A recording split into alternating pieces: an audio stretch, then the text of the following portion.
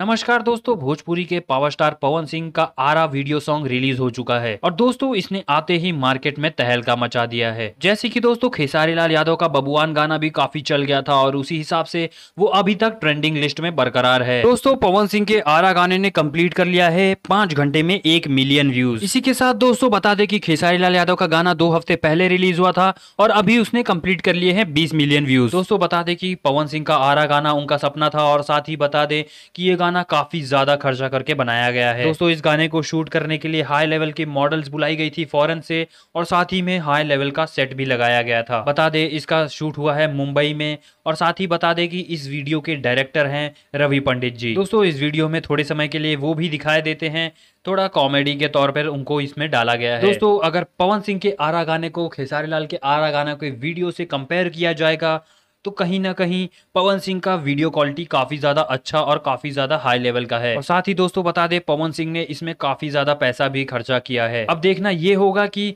पवन सिंह का आरा गाना खेसारी लाल के आरा गाने को क्रॉस कर पाता है और ट्रेंडिंग में बना रहता है या फिर नहीं। बताइए हमारे कमेंट बॉक्स में, साथ ही चैनल को सब्सक्राइब करके बेल आइकन दबा दीजिए।